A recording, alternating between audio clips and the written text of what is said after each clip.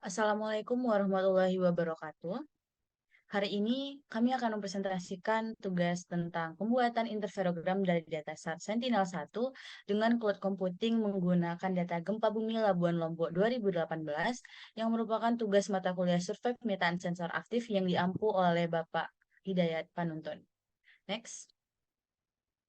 Izinkan saya memperkenalkan anggota kelompok ini. Yang pertama saya sendiri yaitu Salsa Derlian, ada rekan saya bernama Talita Jessica Pertiwi, lalu rekan saya yang terakhir bernama Yuli Trisetiorini. Next.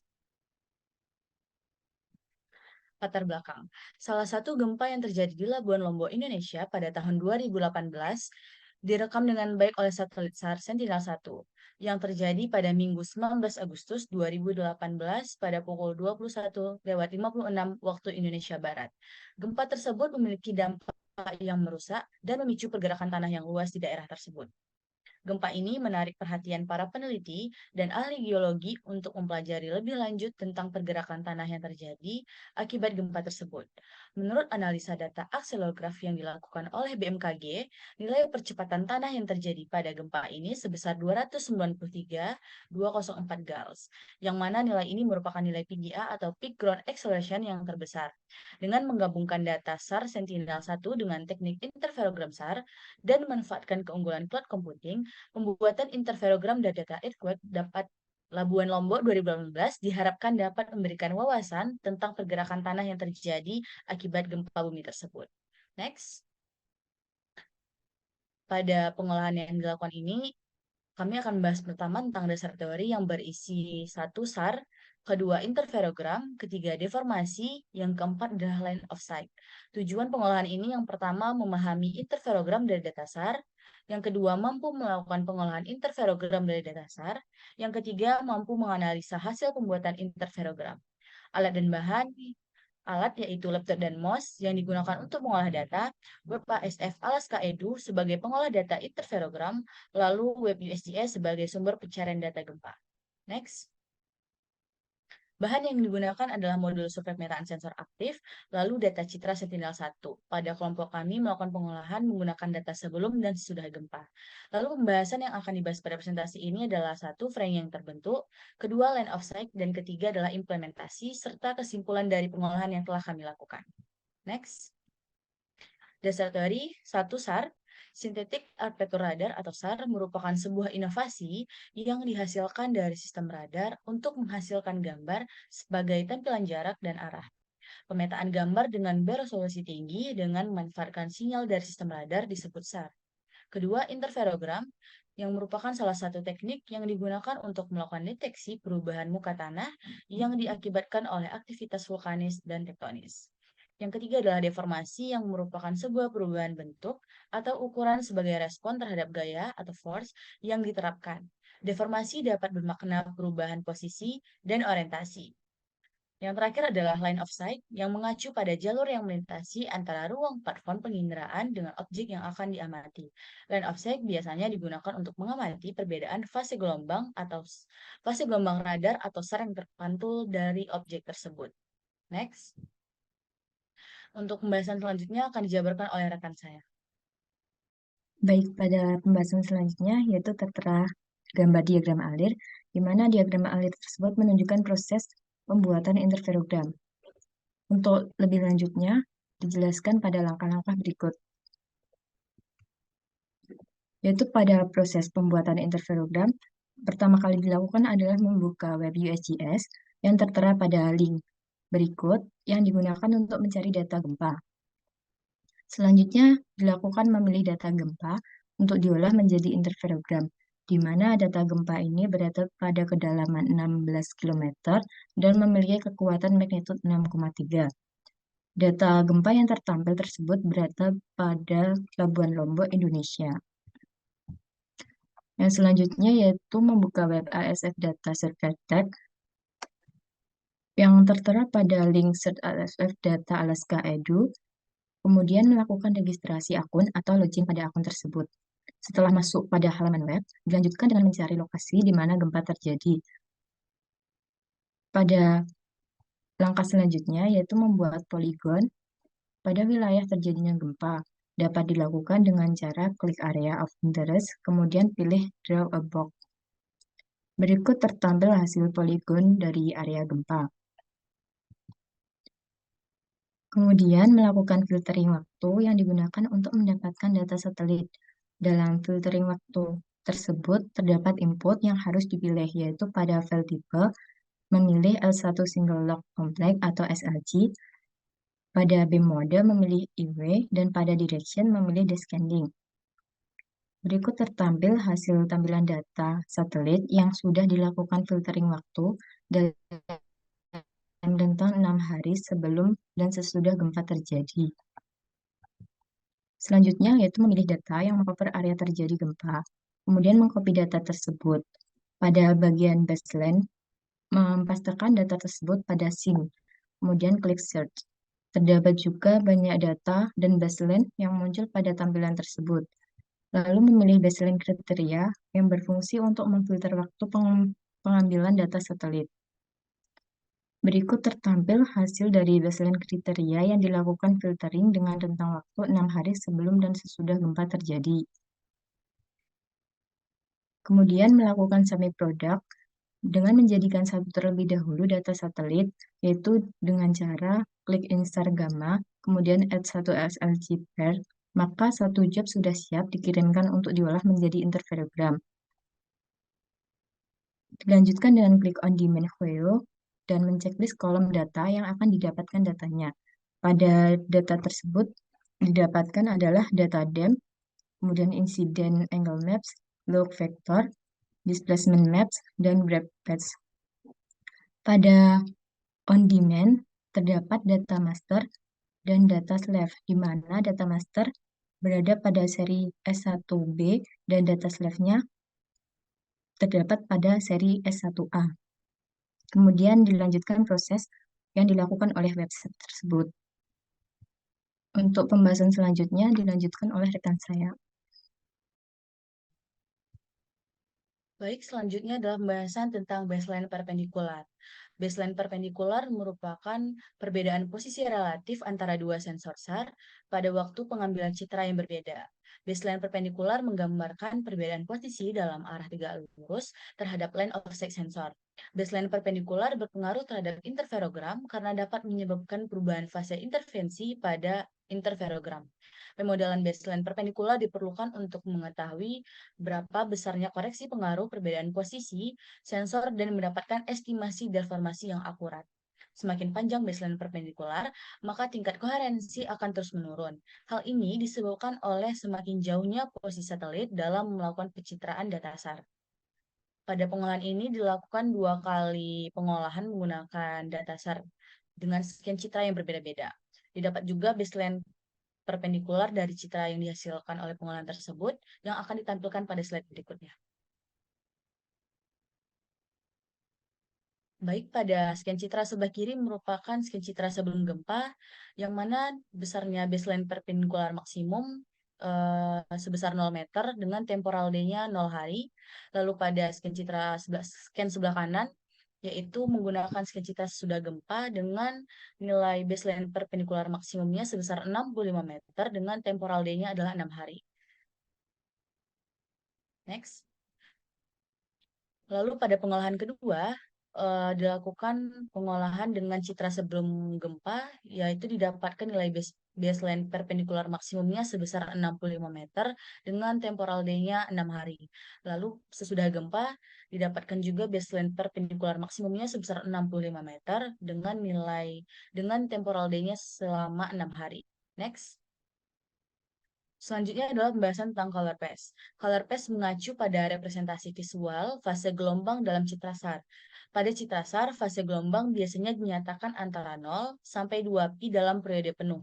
Untuk citra SAR berwarna, fase gelombang diubah menjadi komponen warna mewakili fase gelombang dalam saluran frekuensi tertentu. Citra warna SAR bertujuan untuk mempermudah memahami perubahan fase gelombang antara dua citra atau wilayah yang berbeda dari citra yang sama secara visual. Pada slide selanjutnya akan dicantumkan hasil color path pada kedua pengolahan yang telah dilakukan oleh kelompok kami. Next. Baik, pada scan citra sebelah kiri merupakan hasil color paste pada pengolahan pertama dengan manfaatkan data sebelum gempa pada tanggal 17 Agustus 2018. Lalu scan citra sebelah kanan adalah hasil pengolahan sesudah gempa pada tanggal 23 Agustus 2018. Next. Selanjutnya pada pengolahan kedua, scan citra sebelah kiri sama seperti pengolahan pertama, yaitu menggunakan data sebelum gempa pada tanggal 17 Agustus 2018, dan scan citra sebelah kanan menggunakan data sesudah gempa pada tanggal 23 Agustus 2018. Next.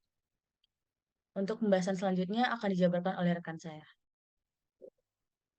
Baik, untuk pembahasan selanjutnya yaitu M-Wrapping Phase, di mana M-Wrapping Phase itu merupakan proses yang digunakan untuk menghilangkan ambiguitas terkait dengan representasi fase yang dibatasi oleh interval 0 sampai dengan 2pi. Ketika fase gelombang melebihi batas siklus penuh, terjadi perubahan fase yang signifikan, yang mungkin tidak dapat diinterpretasikan dengan benar dalam representasi fase. Selama fase unwrapping, wilayah fase diperluas secara terus-menerus dan konsisten sehingga pergeseran fase yang signifikan dapat direkonstruksi dengan benar. Fase unwrapping ini sangat penting dalam interferometri SAR, di mana perbedaan fase antara dua citra SAR digunakan untuk membuat peta variasi ketinggian atau permukaan. Berikut ditampilkan perbandingan unwrapping fase di mana pengolahan pertama itu terjadi pada 17 Agustus 2018 atau sebelum gempa terjadi. Dan dilakukan pengolahan yang kedua itu sesudah gempa pada tanggal 23 Agustus 2018. Lalu ada juga pengolahan selanjutnya yaitu dilakukan pada tanggal 17 Agustus 2018 sebelum gempa terjadi dan perbandingannya yaitu sesudah gempa pada tanggal 23 Agustus 2018. Untuk hasil interferogram dilanjutkan dengan rekan saya. Baik, terima kasih.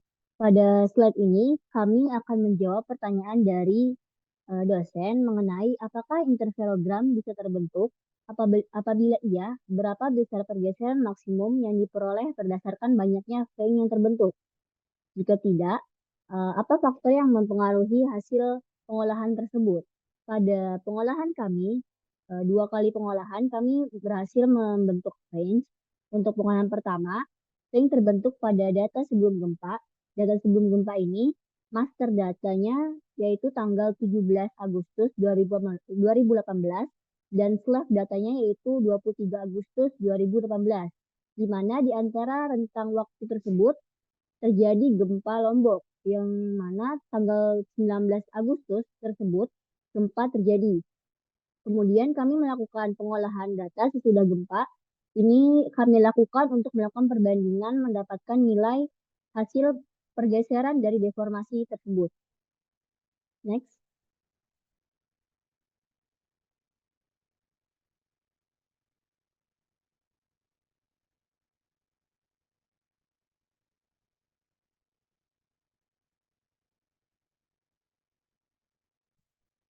Untuk pengolahan kedua, sama seperti pengolahan sebelumnya, range dapat terbentuk di sebelum gempa, namun pada pengolahan kedua ini, range dapat terbentuk lebih banyak dan lebih baik dibandingkan pengolahan sebelumnya. Data yang kami pakai memiliki scan yang berbeda namun tanggal yang sama, baik itu master data maupun slave data. Boleh di next. Pada pengolahan pertama, pergeseran yang terbentuk terjadi sekitar 1 fase sentimeter, mendekati ke arah sensor jika dilakukan interpretasi dari gambar sebelumnya. Pada gambar sebelum gempa, posisi pusat gempa berada di pola berwarna biru, sedangkan pada gambar setelah gempa, posisi pusat gempa berada di pola berwarna ungu muda. Kemudian, pada pengolahan kedua, pergeseran menunjukkan sekitar 1,40 fase sentimeter, mendekati ke arah sensor jika dilakukan interpretasi dari gambar sebelumnya. Pada gambar sebelum gempa, posisi pusat gempa berada di pola berwarna hijau, sedangkan setelah gempa, posisi pola berwarna ungu muda.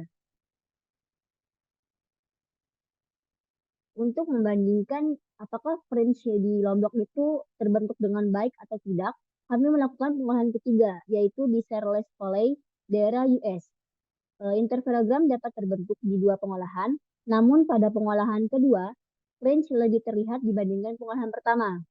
Range terlihat jelas di wilayah di mana pusat gempa berada. Namun, baik di pengolahan 1 dan 2, range hanya terbentuk pada area dekat pusat gempa terjadi. Berbeda dengan range di mana pusat gempa terjadi di Cerros Foley pada 4 Juni 2020. Dapat dilihat di gambar samping, range dapat terbentuk dengan baik dan banyak. Next. Faktor-faktor yang mempengaruhi terbentuknya range. Yang pertama ada resolusi gempa yang rendah. Apabila citra SAR rendah, apabila resolusi citra SAR rendah, kemungkinan range terbentuk akan rendah atau tidak terlihat dengan jelas. Kemudian objek atau permukaan yang diamati. Beberapa objek atau permukaan memiliki kemungkinan tidak dapat memantulkan gelombang yang nantinya akan menghasilkan fringe. Jika objek yang diamati bersifat homogen atau tidak memiliki variasi ketinggian atau jarak, fringe dapat dipungkiri tidak akan terbentuk dengan jelas. Pada faktor maksudnya, pengolahan data yang salah. Apabila saat pengolahan interferometri, terdapat kesalahan dalam pengolahan ataupun parameter tidak digunakan dengan benar, maka fringe kemungkinan tidak akan terbentuk dengan jelas, bahkan tidak terbentuk sama sekali. Untuk faktor terakhir, pengaruh noise atau gangguan lainnya. Namun, noise ini hanya berpengaruh jika noise bersifat signifikan. Bisa di next. Untuk pembahasan hasil interferogram dari pengolahan kami, setelah kami melakukan perbandingan dan pengolahan, kemungkinan paling besar alasan mengapa pada pengolahan gempa Lombok tidak banyak fringe yang terbentuk adalah daerah yang homogen. Daerah tersebut banyak diisi dengan daerah hutan. Hal ini mengakibatkan lubang pada citra. Bisa dilihat pada gambar sebelumnya, dikarenakan hutan yang rimbun sehingga sulit memantulkan gelombang, sehingga citra yang dihasilkan juga menjadi kurang maksimal. Next. Pada pembahasan ini menjawab pertanyaan nomor 2, yaitu mengenai berapa nilai pergeseran maksimum dari data line of sight, kemana arah pergeseran tersebut terjadi, mendekati atau menjauhi sensor satelit. Untuk pengolahan kami, pada line of sight, dilakukan menggunakan QGIS agar citra dapat dilihat dan diinterpretasi.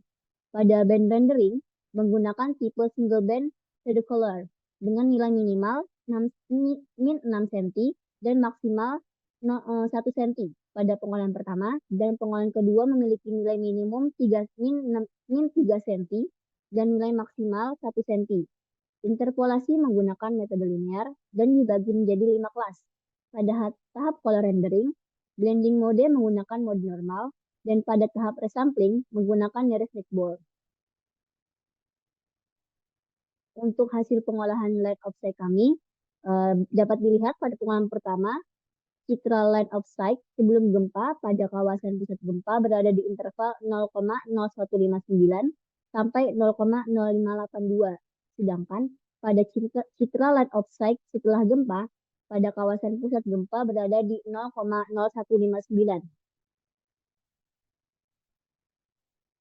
Untuk pengolahan kedua, citra line of sight sebelum gempa pada kawasan pusat gempa berada di interval 0,0149 sampai 0,0697. Sedangkan pada citra line of sight setelah gempa pada kawasan pusat berada di nilai 0,0149. Slide ini menjelaskan mengenai pertanyaan nomor 3, yaitu apa implikasi dari gempa tersebut terhadap deformasi di sekitar wilayah gempa. Dari pembahasan pada slide sebelumnya, dari 2 pengolahan yang sudah dilakukan, dapat diambil kesimpulan bahwa tanah mengalami deformasi atau perubahan posisi dari 2 pengolahan tersebut. Dari 2 pengolahan tersebut memiliki kesamaan bahwa terjadi pergeseran pasca gempa. Pergeseran tersebut mengarah mendekati sensor satelit. Hal ini telah dibuktikan dengan penjelasan sebelumnya, yaitu interferogram dan line of sight. Deformasi yang terjadi bersifat uplift. Hal ini dapat dilihat dari mendekatnya permukaan tanah ke sensor satelit. Dalam jurnal yang membahas deformasi tanah pada Lombok 2018, akibat gempa tersebut dikatakan bahwa gempa mengalami kenaikan sebesar 18-30 cm dari posisi awal. Kesimpulan dapat kami tarik dari pembahasan dan pengolahan yang telah kami lakukan ialah Interferogram pada daerah Lombok merupakan hasil dari suatu data yang diakibatkan oleh aktivitas vulkanis dan tektonis dari dua waktu pengamatan yang berbeda. Kemudian, diproses dengan GM-STAR guna mendeteksi citra pergeseran muka tanah yang sejajar dengan arah pandang sensor satelit. Untuk kedua, pemodelan baseline perpendikular penting dalam mendapatkan estimasi deformasi yang akurat. Semakin panjang baseline perpendikular, tingkat koherensi akan menurun karena posisi satelit yang semakin jauh dari proses pencitraan data SAR. Untuk kesimpulan yang ketiga, range yang terbentuk dari pengolahan INSAR terpengaruhi oleh bentuk daerah. Dalam kasus gempa Lombok 2018, daerah didominasi oleh hutan yang bersifat homogen, sehingga memantulkan kembali gelombang yang dipancarkan sensor dan menyebabkan citra yang dihasilkan tidak maksimal. Poin terakhir dari pengolahan INSAR yang dilakukan berdasarkan data gempa Lombok 2018 didapat pergeseran tanah yang bersifat uplift sebesar 18 sampai 31 cm dari posisi awal permukaan tanah. Sekian pembahasan dari kami. Apabila terdapat kesalahan informasi ataupun pengolahan, kami mohon maaf. Wassalamualaikum warahmatullahi wabarakatuh.